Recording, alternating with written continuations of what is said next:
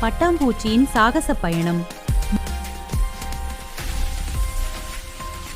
முன்னொரு காலத்துல ஒரு கியூட் பட்டாம்பூச்சி இருந்துச்சு.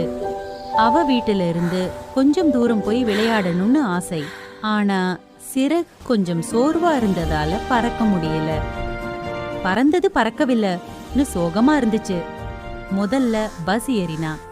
கூட்டம் ரொம்ப அதிகமா இருந்தது. சீட் கிடைக்கவில்லை. அழ ஆரம்பிச்சிடுச்சு. டிரைவர் ஆங்கிள் பாவமா, வா இங்க உட்கார்னு சொன்னாரு. ஆனா பட்டாம்பூச்சி கோவமா, போடா துஷ்டா, என் வீடு அருகில்தான் திட்டிட்டு இறங்கிட்டுச்சு. அடுத்து ரயில் ஏறினா. அங்கேயும் சீட் இல்ல, அழுதுச்சு. குரங்கு ஒரு ஃப்ரெண்டா, வா இங்க உட்கார்னு கைய காட்டினான். பட்டாம்பூச்சி, போடா துஷ்டா, வீடு அருகில்தான்னு சொல்லி இறங்கிட்டுச்சு.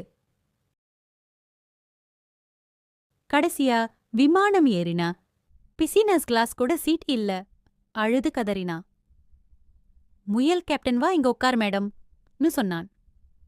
பட்டாம்பூச்சி, போடா துஷ்டா, என் வீடு அருகில்தான் சொல்லி கோவமா போயிடுச்சு. பிறகு போதும் போதும்னு நடந்தே வீட்டுக்கு போயிடுச்சு. வீட்டு வாசல்ல டிரைவர், குரங்கு, முயல் எல்லாம் காத்துட்டு நின்னாங்க. ஏய் பட்டாம்பூச்சி, நாங்க உனக்கு உதவி பண்ணத்தான் வந்தோம், ஆனா நீ திட்டிட்டேன்னு சிரிச்சாங்க.